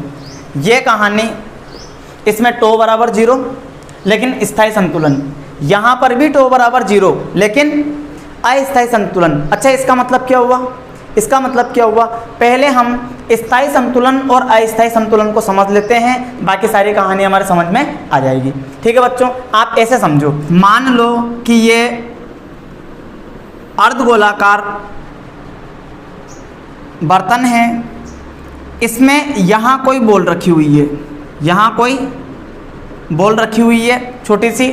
ठीक है, इस बॉल को, ये इसकी संतुलन की अवस्था है, इसे अगर थोड़ा सा विस्थापित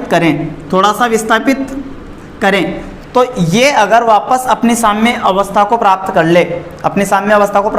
कर ले, तो इस प्रकार के संतुलन को बोला जाएगा स्थायी संतुलन। क्या बोला जाएगा, स्थायी संतुलन। ठीक है, अगर ऐसा हो कि ऐसी कहानी हो, यहाँ कोई बॉल रखी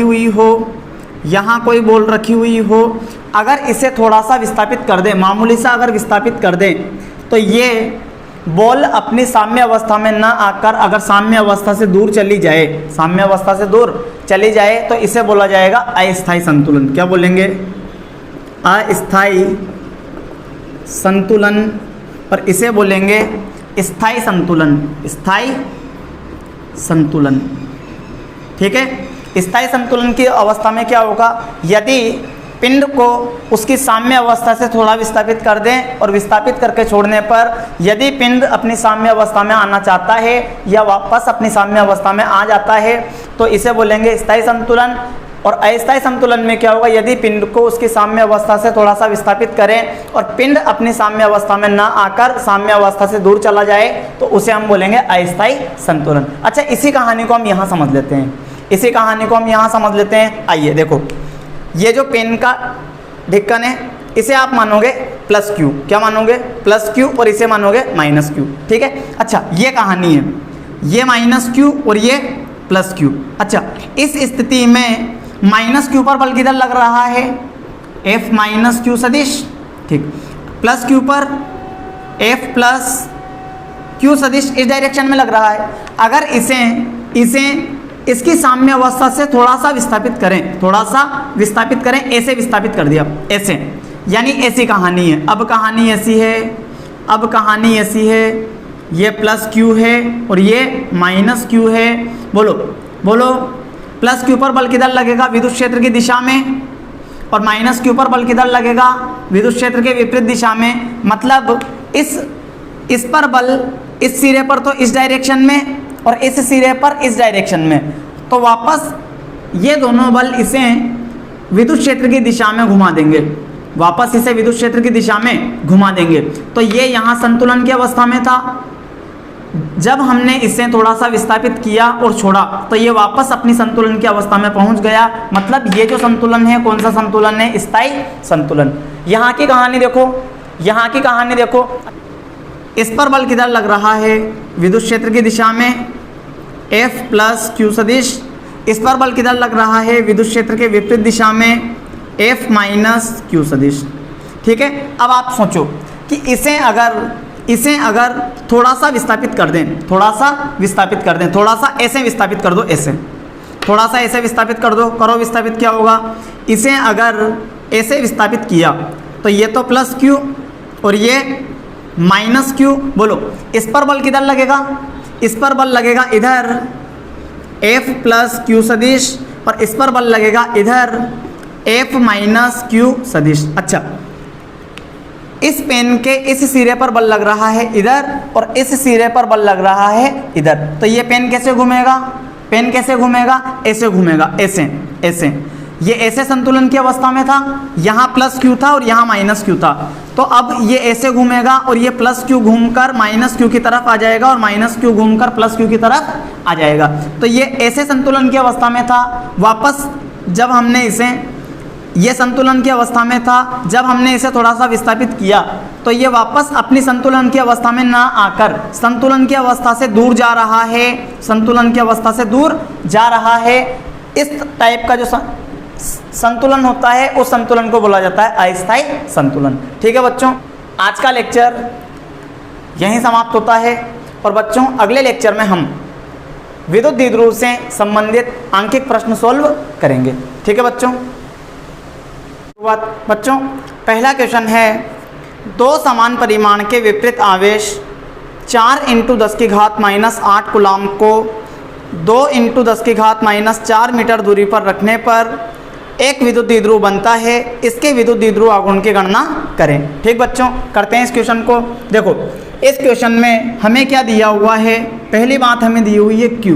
Q कितना है, Q हमें दिया हुआ है 4 × 10⁻⁸ कूलाम।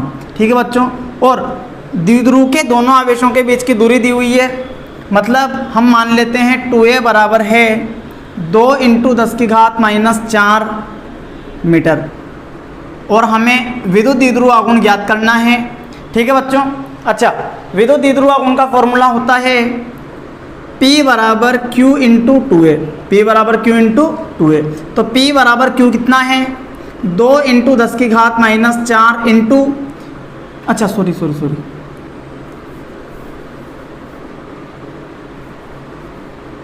P बराबर Q कितना है, 4 × 10⁻⁸ इंटू 2a कितना है, 2 × 10⁻⁻4।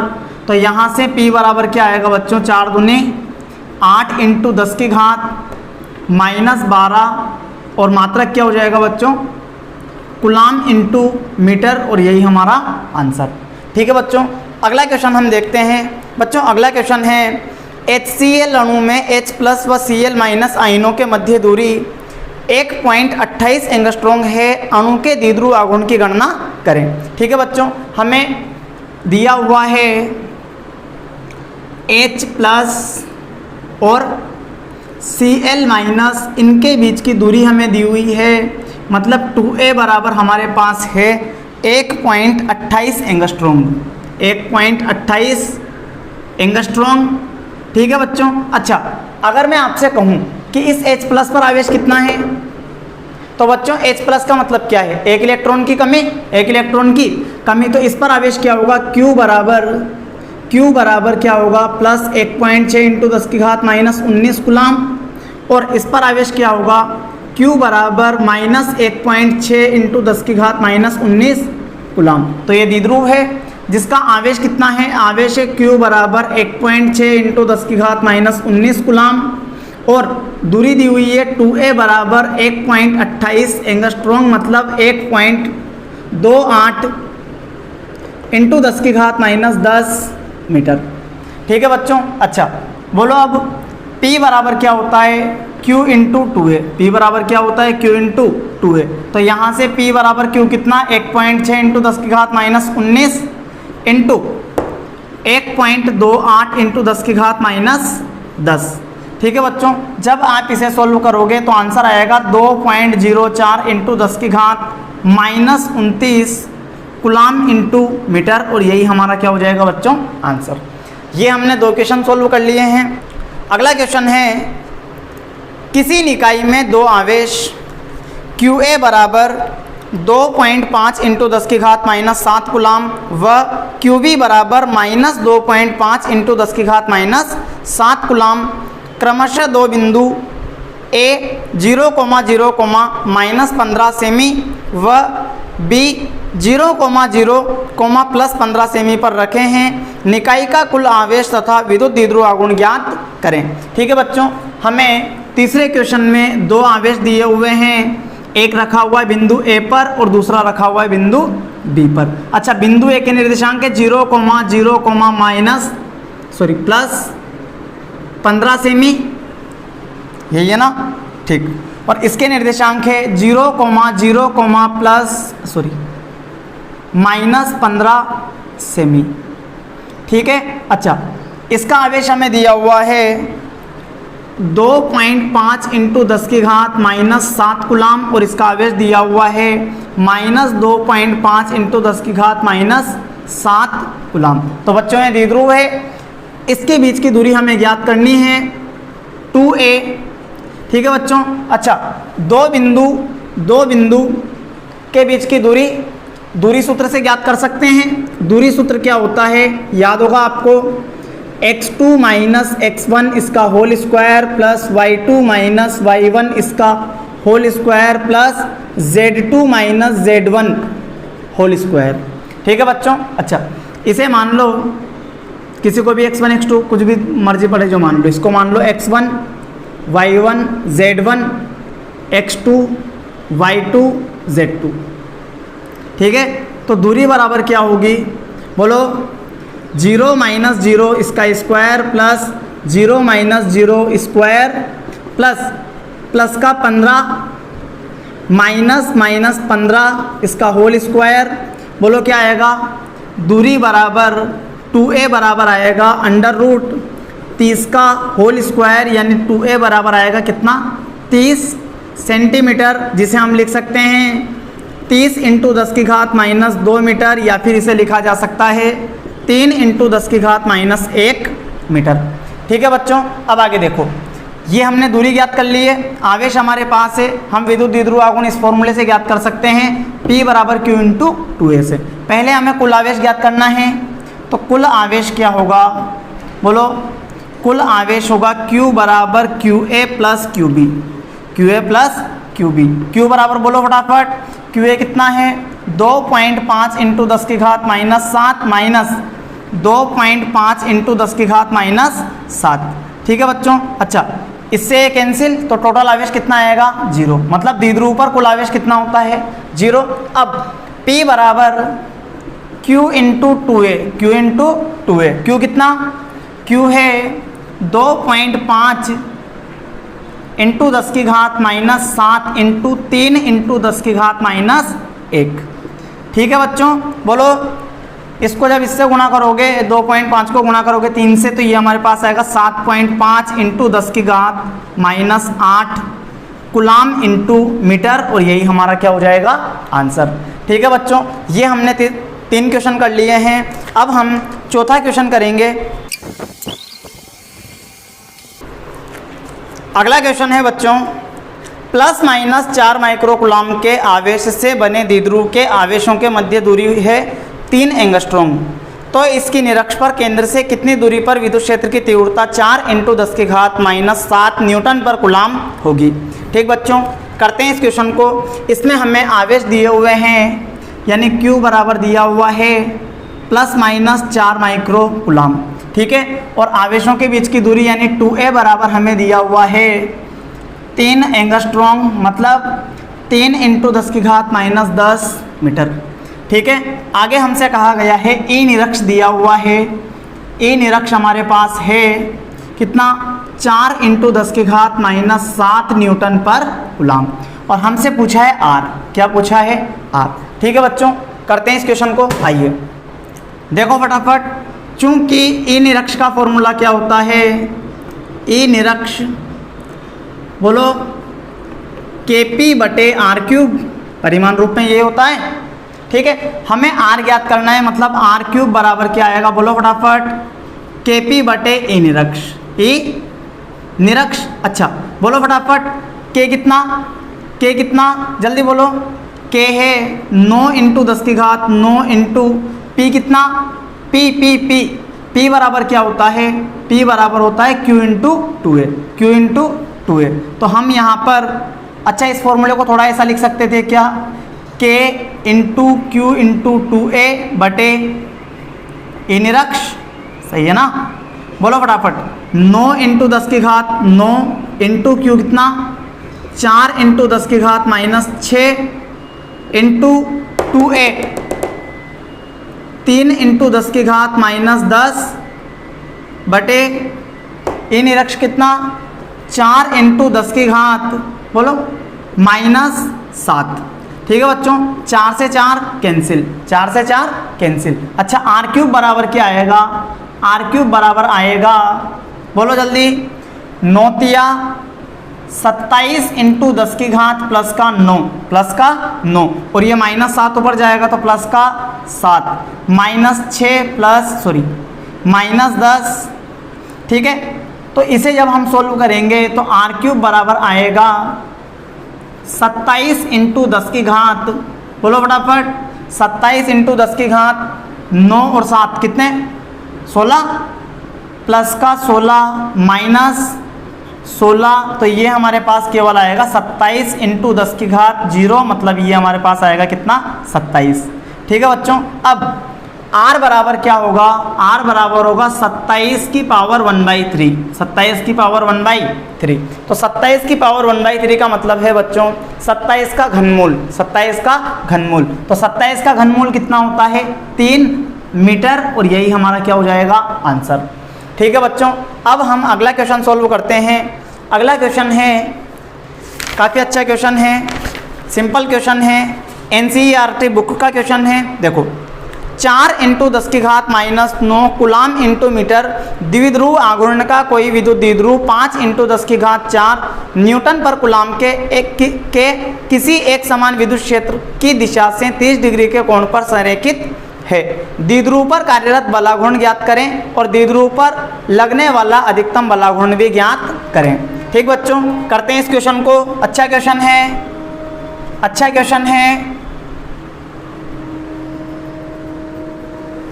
देखो, हमें P दिया हुआ है, P कितना है, 4 इंटू 10 की घात माइनस 9 कुलाम इंटू मीटर।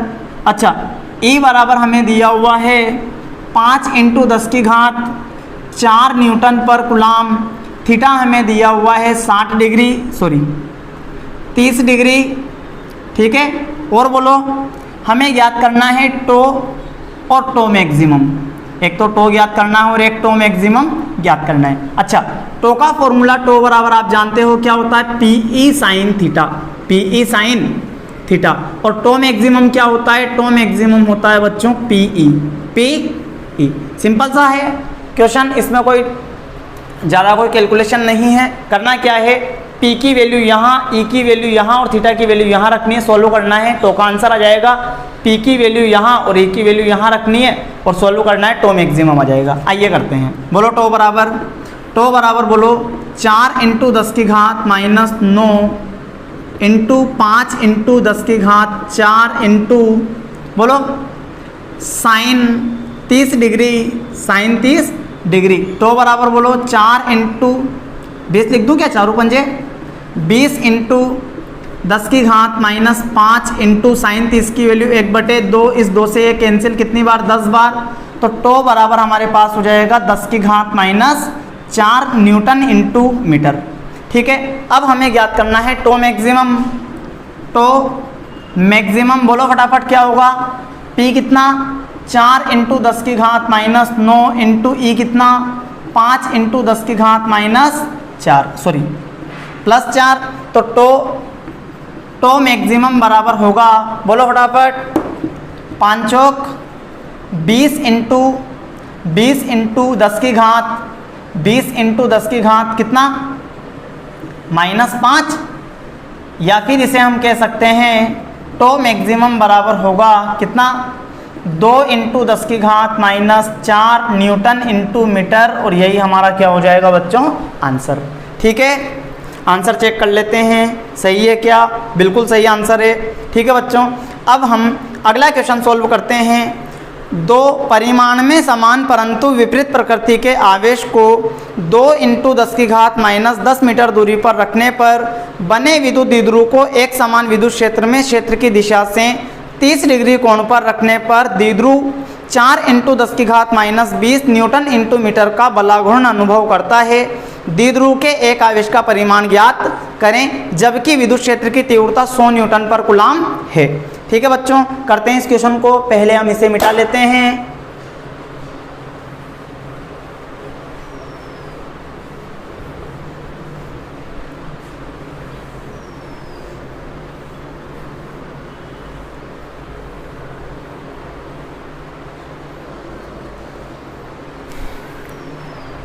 देखो इस क्वेश्चन में हमें क्या क्या दिया हुआ है। पहली बात हमें दे रखी है दोनों आवेशों के बीच की दूरी 2 × 10 की घात -10 मीटर, ये बराबर है किसके? 2a के। ठीक है बच्चों, और हमें थीटा दिया हुआ है, थीटा है 30 डिग्री। और बोलो थीटा के अलावा हमें बलाघूर्ण दिया हुआ है टो 4 × 10 की घात -20 न्यूटन इंटू मीटर का। ठीक है, विद्युत क्षेत्र की तीव्रता ए भी हमें दी हुई है कितना? 100 न्यूटन पर कूलम, 100 न्यूटन पर कूलम। और हमसे पूछा है द्विध्रुव के एक आवेश का परिमाण, द्विध्रुव के एक आवेश का परिमाण। ठीक है बच्चों, अच्छा अगर हमसे द्विध्रुव पर कुल आवेश पूछ लेता, द्विध्रुव पर कुल आवेश पूछ लेता तो बच्चों इसे बिना सोल्व किए हम आंसर दे देते। द्विध्रुव पर कुल आवेश कितना होता है? 0। ठीक है बच्चों, अच्छा टो बराबर क्या होता है? PE sine theta. और P बराबर क्या होता है? Q × 2a। तो टो बराबर इसे क्या लिखेंगे? Q × 2a E sine theta. तो यहाँ से Q बराबर क्या हो जाएगा? टो बटे 2a E sine theta, 2a E sine theta. अच्छा सब मान रखो फटाफट। Q बराबर टो कितना? 4 × 10 की घात -20 बटे 2a कितना? 2 × 10 की घात -10 इंटू E कितना? E 100 into sine 30 degree. बोलो फटाफट साइन 30 डिग्री। बोलो साइन 30 डिग्री की वैल्यू क्या होती है? बोलो फटाफट। तो यहाँ से 4 × 10 की घात -20 बटे बोलो 2 × 10 की घात -8 इंटू 1/2, 2 से 2 कैंसिल। तो ये हमारे पास हो जाएगा क्या? Q बराबर हमारे पास आएगा, Q बराबर हमारे पास आएगा 4 × 10 की घात -20 + 8 तो Q बराबर हमारे पास आएगा 4 × 10⁻⁻12 कूलम। मतलब इसे हम कह सकते हैं कि हमारे पास Q बराबर आएगा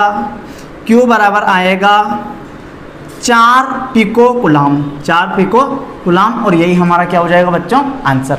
ठीक, काफ़ी अच्छा क्वेश्चन है बच्चों। इसी टाइप का क्वेश्चन, सेम इसी टाइप का क्वेश्चन नीट में भी आ चुका है एक बार। ठीक है बच्चों। अच्छा, अगला क्वेश्चन देखो। अगला क्वेश्चन है HCl अणु का द्विध्रुव आघूर्ण 2.04 × 10⁻⁻29 कूलम × मीटर है, तो H प्लस व Cl माइनस आयनों के मध्य दूरी ज्ञात करें। ठीक बच्चों, इस क्वेश्चन को आप खुद स्वयं सोल्व करोगे। अगला क्वेश्चन है बच्चों, किसी एक समान विद्युत क्षेत्र E सदिश हमें दिया हुआ है कितना, 2i cap plus 4j cap newton पर कूलम, और P सदिश हमें दिया हुआ है 2j cap plus 3k cap coulomb × metre. अब क्वेश्चन सुन लेना ध्यान से। किसी एक समान विद्युत क्षेत्र E सदिश बराबर 2i cap plus 4j cap newton पर कूलम में एक विद्युत द्विध्रुव रखा है, जिसका विद्युत द्विध्रुव आघूर्ण P सदिश बराबर 2j cap plus 3k cap coulomb × metre है, तो द्विध्रुव पर बलाघूर्ण की गणना करें। ठीक है बच्चों, करते हैं। अच्छा, हमें टो सदिश पूछा है, तो क्या हम टो सदिश का फॉर्मूला जानते हैं क्या? हाँ, टो सदिश बराबर होता है, बोलो फटाफट, टो सदिश बराबर होता है क्या, P सदिश क्रॉस E सदिश। ठीक है। अच्छा, टो सदिश बराबर, अब क्या होगा, टो सदिश बराबर होगा, बोलो, एक सारणिक बनेगी i cap j cap k cap.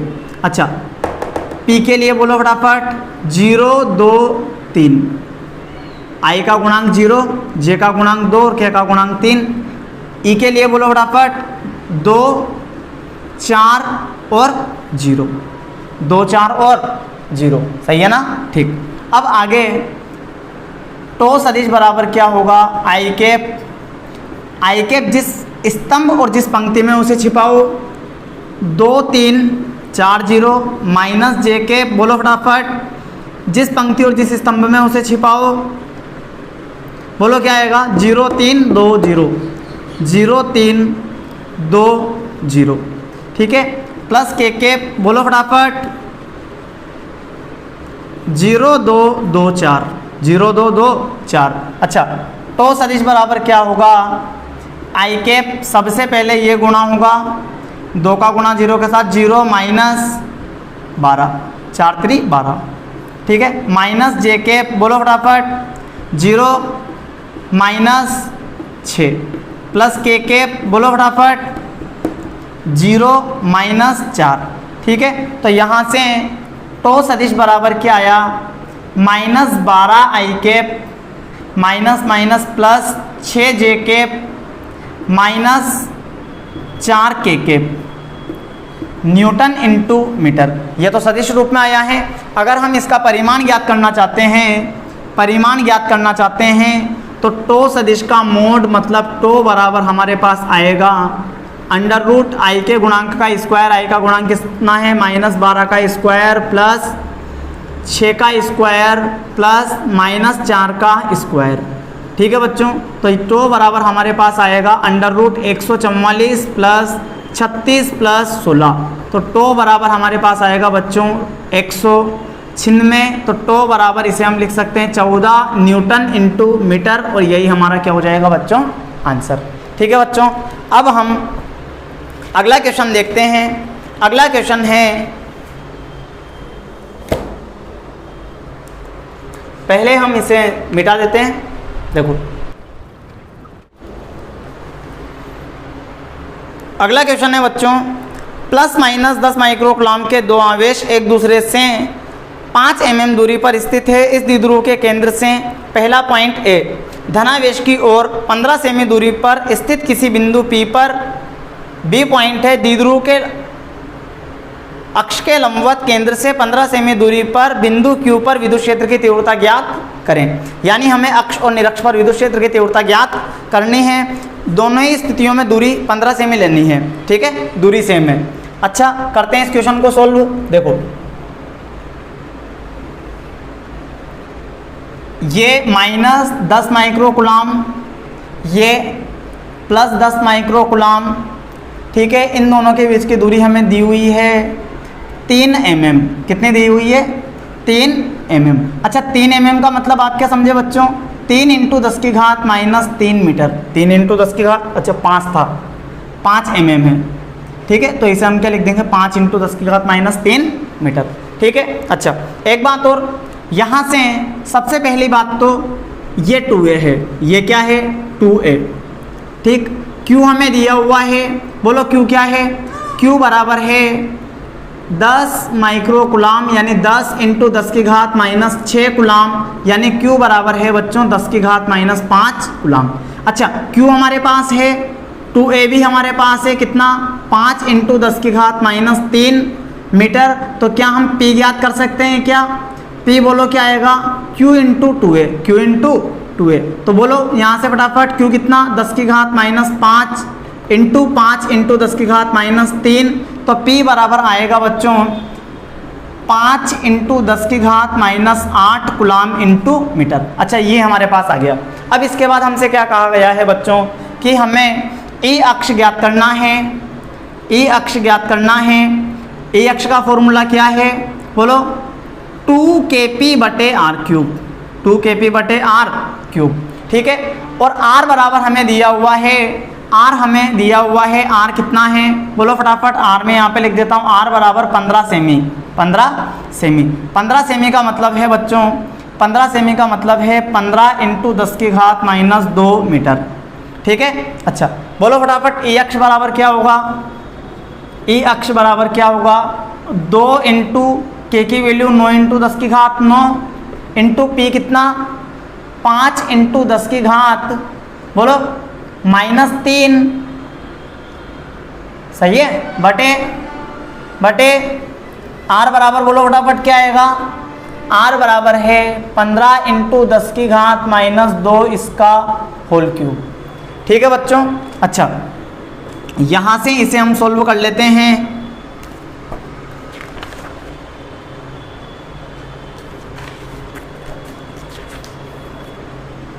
जब आप इस पूरी कैलकुलेशन को सोल्व करोगे तो E अक्ष बराबर आपके पास आएगा, E अक्ष बराबर आपके पास आएगा, क्या आएगा? 2.66 × 10⁵, 2.66 × 10⁵ न्यूटन पर कुलाम। ये तो हमने अक्ष पे निकाला। दूसरा पॉइंट, ये पहला पॉइंट था अक्ष पर, और दूसरा पॉइंट हमसे कहा है निरक्ष पर। तो बिंदु B निरक्ष के लिए E निरक्ष हमें ज्ञात करना है। और आप जानते होंगे चूंकि E अक्ष बराबर होता है 2 × E निरक्ष, 2 × E निरक्ष, बोलो। तो E निरक्ष बराबर क्या होगा? E निरक्ष बराबर होगा, बोलो, E अक्ष बटे 2, E अक्ष बटे 2। तो E निरक्ष क्या होगा?